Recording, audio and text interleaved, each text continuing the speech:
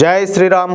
అందరికీ నమస్కారం. Welcome to news అఖండ. నేను మీ కస్తూరి శ్రీధర్. మిత్రులారా, అరబ్ దేశమైనటువంటి ఖతార్ పైన ఇజ్రాయెల్ దాడి చేసిన సంగతి మీకు అందరికి కూడా తెలిసిందే. కానీ అమెరికా అధ్యక్షుడైనటువంటి డొనాల్డ్ ట్రంప్కు తెలియజేసినాకనే మేము ఖతార్ మీద దాడి చేసినామని చెప్పేసి ఇజ్రాయెల్ అయితే చెప్తాంది. ట్రంప్ మాత్రం దీన్ని కాదనడంలే, అర్థమవుతుందా? కాదని చెప్పడంలే. అవును, ఇజ్రాయెల్ మాకు ముందే చెప్పింది, ఆ సమాచారం అందగానే మీ మీద దాడి జరగబోతుందని చెప్పేసి ఖతార్కు వెంటనే తెలియజేసినామని చెప్పేసి ట్రంప్ అయితే చెప్తున్నాడు. చూడండి, ఆ ప్లానింగ్ చూడండి ఒకసారి. ఈ దాడిలో తన పాత్ర లేదని, అది తన నిర్ణయం కాదన్న ట్రంప్ వ్యాఖ్యలో నిజమే అని చెప్పి అనుకుందాం. ఏమే, కొంచెం జాగ్రత్తగా ఆలోచించండి. దాడి చేయబోతున్నారని చెప్పినటువంటి ఇజ్రాయెల్ను ఆయన ఎందుకు ఆపలా, లేదా ఎందుకు హెచ్చరించలేదన్న ప్రశ్నలు కూడా పక్కన పెడదాం. ఏమంటారా? ఇజ్రాయెల్ ఈ ఘాతుకానికి ఒడిగడుతోందన్న సమాచారం ఖతార్ గనక ఒకవేళ సరైన సమయానికి చేరుంటే ఆ దాడిని ఆపగలిగి ఉండా లేదా అనేది అటుంచితే, ఆత్మరక్షణ ప్రయత్నాలేవో దాని సావేదో అది సచ్చినుడు ఏది ఖతార్ దేశం. మరి అలా ఎందుకు జరగల? అమెరికా అధ్యక్షుడు మాత్రం తమ అరబ్ మిత్ర దేశమైనటువంటి ఖతార్కు అన్యాయం చేయదలుచుకోవాలా. సరే, బాగానే ఉండాలి. మరో పక్క ఏంటంటే ఇజ్రాయెల్కు ద్రోహం చేయడానికి కూడా మనసొప్పల.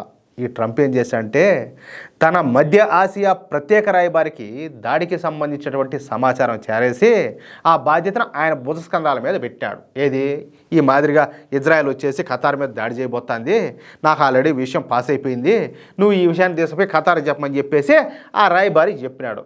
ఏమే, సరే, ఇదంతా కూడా సున్నితమైనటువంటి సమాచారం కదా. ఆయన దాన్ని అతి జాగ్రత్తగా తాపీగా ఏదో పెళ్లి గద పోయినట్టు నిదానంగా పోయి తాపీగా ఈ ఖతార్ చెవిలో వేశాడు. ఇక్కడ కామెడీ ఏందో చెప్పేదా, ఇజ్రాయెల్కు చెందినటువంటి 15 యుద్ధ విమానాలు దాడులు ప్రారంభించి అప్పటికే 10 నిమిషాలైంది.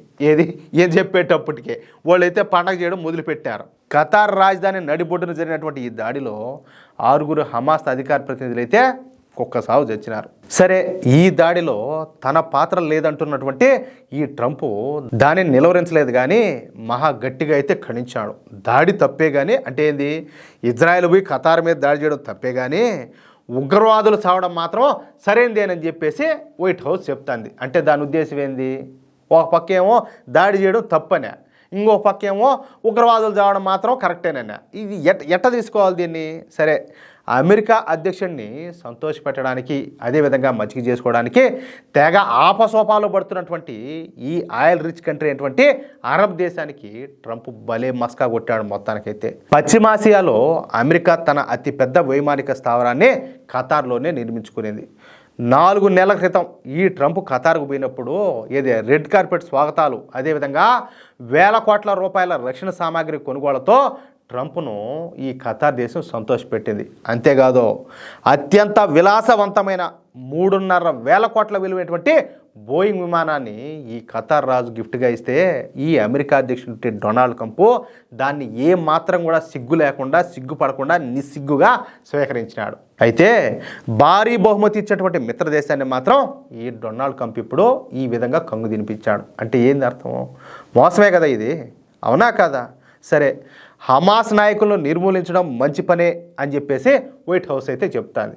ఖతార్ మీద దాడిని పరోక్షంగా అనుమతించినటువంటి ఈ అమెరికా అధ్యక్షుడు పైకి మాత్రం ఇకపైన అటువంటివి ఒప్పుకునేది లేదని చెప్పేసి ఓయమ్మ ఇది మామూలు కథలు పడ్డంలే. శాంతి యత్నాలు ఒక కొలికొచ్చినప్పుడల్లా ఈ ఇజ్రాయెల్ ప్రధానమైనటువంటి నెతన్యాహు ఈ విధంగా ఏదో ఒక దాడి చేస్తూనే ఉంటున్నాడని చెప్పేసి మహానటుడిలా ఈ డొనాల్డ్ ట్రంప్ అయితే ఆగ్రహాన్ని నటిస్తున్నాడు. అదియా, దీన్ని బట్టి మనం ఏం అర్థం చేసుకోవాలా? ఈ అమెరికా నమ్మదగిన దేశమేనా, ఈ డొనాల్డ్ ట్రంప్ నమ్మదగినోడా? ఒకసారి మనం ఆలోచన చేసుకోవాలా. అది విషయం. అంటే వాళ్ళకి ఎట్ట అవకాశం ఉంటే అట్ట, వాళ్ళకి ఎట్ట అవసరం ఉంటే అట్ట, వాళ్ళ బతికే అంత. అది మనం అర్థం చేసుకోవాల్సింది. మిత్రులారా, ఈ న్యూస్ కనుక మీకు నచ్చినట్లయితే ఖచ్చితంగా ఈ న్యూస్ నలుగురికి షేర్ చేయండి. అలాగే ప్రతి ఒక్కరూ కూడా మీ యొక్క అమూల్యమైనటువంటి అభిప్రాయాలను కామెంట్ రూపంలో తెలియజేయండి. అలాగే ఇంతవరకు మీరు కనుక మన ఛానల్ను సబ్స్క్రైబ్ చేసుకున్నట్లయితే ప్రతి ఒక్కరూ కూడా మన ఛానల్ను సబ్స్క్రైబ్ చేసుకోండి, సపోర్ట్ చేయండి ప్లీజ్. జై శ్రీరామ్, జై హింద్.